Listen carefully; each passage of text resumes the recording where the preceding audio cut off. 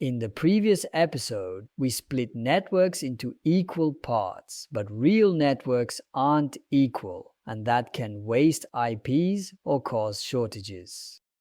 VLSM means we no longer have to use fixed size subnets. Instead, we match each subnet to its actual size. We have a /24 network 10.0.0.0/24. We need to subnet it for three groups: subnet 1, 100 users, subnet 2, 30 users, subnet 3, 10 users. And on the right side, our subnetting cheat sheet to help us match sizes to CIDR notations. Starting with the biggest group, 100 users. From the cheat sheet, we see that a /25 subnet gives us 128 addresses, and that is 126 usable addresses. Plenty for 100 users. So the first subnet is 10.0.0.0/25.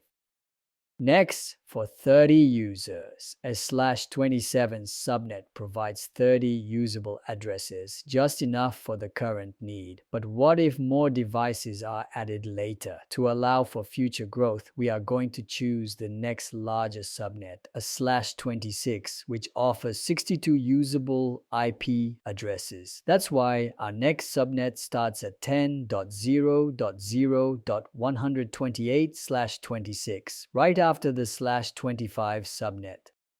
For 10 users, a /28 subnet is ideal, giving us 14 usable IP addresses. This subnet starts at 10.0.0.192/28. We still have space left. After the /28 subnet, we can assign other subnets as needed or leave it for future use. Fixed size subnetting is easy but inefficient. VLSM helps you conserve IPs and match real-world needs.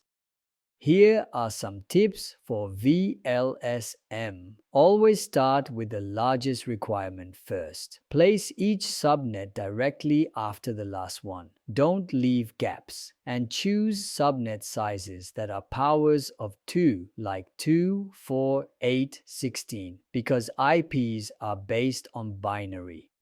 So far, we've only subnetted within a /24, perfect for smaller networks. But what if that's not enough? In the next episode, we'll explore how to subnet larger networks beyond /24. If this helped you, give it a like, share it with a friend, and don't forget to check out the next episode. Thanks for watching.